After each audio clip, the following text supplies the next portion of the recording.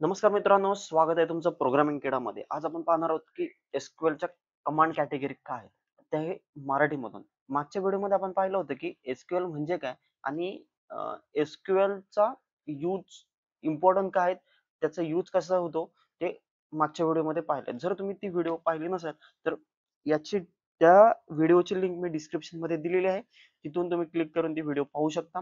तर आजच्या व्हिडिओमध्ये आपण पाहणार आहोत की एसक्यूएलच्या कमांड कोणत्या आहेत, त्याचा यूज काय होतो आणि प्रत्येक कॅटेगरीचा यूज कसा केला जातो ते आपण हे पाहणार आहोत. तर डेटाबेस मध्ये जर आपण काय करतो की नवीन स्टुडंट ऍड करतो, त्याची माहिती गोळा करतो, रेकॉर्ड करतो, रिपोर्ट काढण्यासाठी केला जातो.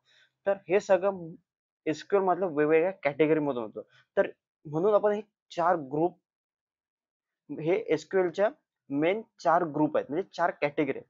पहिलं म्हणजे काय, डीक्यूएल म्हणजे डेटा क्वेरी लँग्वेज. दुसरं आहे ते डीडीएल म्हणजे डेटा डेफिनेशन लँग्वेज. तिसरं आहे की DML data manipulation language.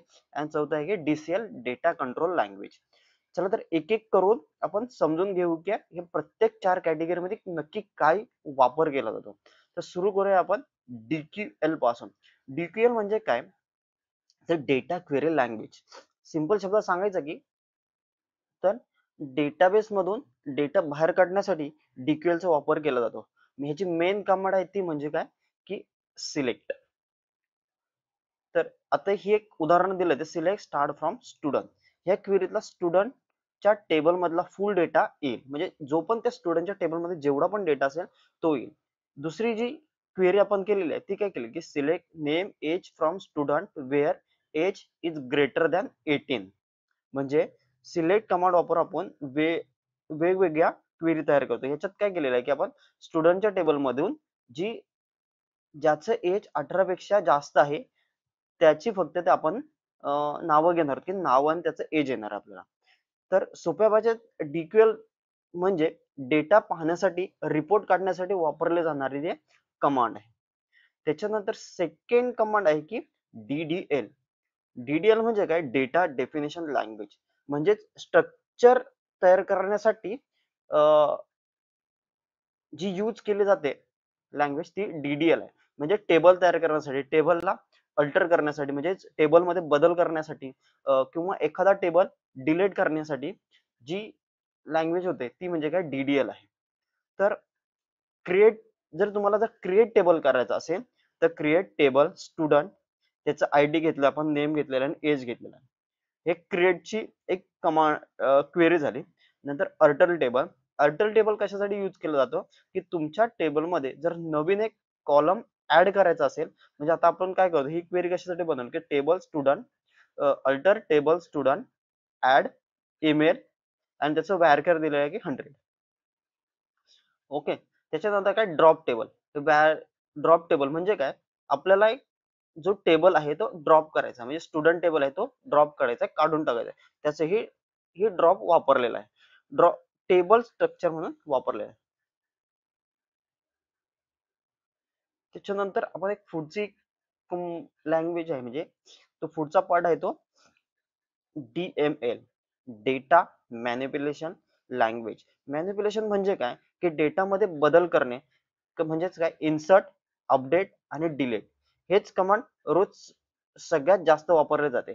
Insert म्हणजे काय, नवीन डेटा ऍड करण्यासाठी जो इन्सर्टची क्वेरी केली जाते. म्हणजे आपण इथे एक क्वेरी केली आहे की insert into student ID name, values काय दिले आहेत, एक आणि सौरभ. आयडी काय, एक आणि नेम काय, सौरभ. म्हणजे इन्सर्ट हे आपण यूज केला तर आपल्या टेबलमध्ये हे डेटा इन्सर्ट होईल. आता अपडेट करतोय का आपण, update student set age is equal to 23 where ID is equal to 1. नंतर काय, delete from student where age is less than 18. म्हणजे ज्या एज लेस दॅन 18 असेल ते डिलीट केले जातात. म्हणजे वेअर न लिहिता फुल टेबल साफ होईल म्हणून डिलीट वापरताना नेहमी कंडिशन आपण यूज केले. कंडिशन कसली यूज केली आहे की वेअर.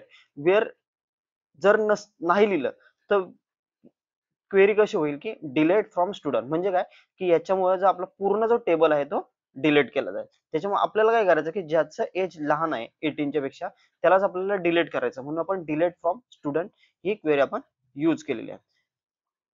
चौथी आणि लास्ट आहे ती म्हणजे काय, data control language. Data control language म्हणजे काय की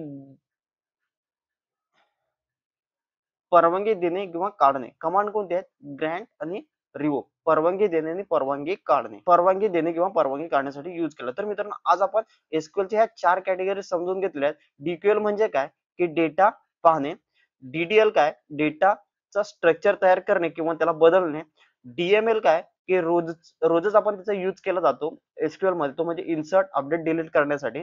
आणि डीसीएल म्हणजे काय, ऍक्सेस कंट्रोल आणि सिक्युरिटी. पुढच्या व्हिडिओमध्ये आपण पाहणार आहोत की डीडीएल म्हणजे डेटा डेफिनेशन लँग्वेजचा यूज करून आपण एक टेबल क्रिएट करणार आहोत. टेबलमध्ये एक नवीन कॉलम ऍड करू आणि त्याच्यानंतर मग तो टेबल डिलीट कसा करायचा ते आपण या पुढच्या व्हिडिओमध्ये पाहू. जर व्हिडिओ आवडला असेल तर लाईक करा, मित्रांसोबत शेअर करा आणि प्रोग्रामिंग ला सबस्क्राईब करा आणि बेल आयकॉनला दाबा, म्हणजेच पुढचे व्हिडिओ मिस होणार नाहीत. तर धन्यवाद, भेटूया पुढच्या व्हिडिओमध्ये.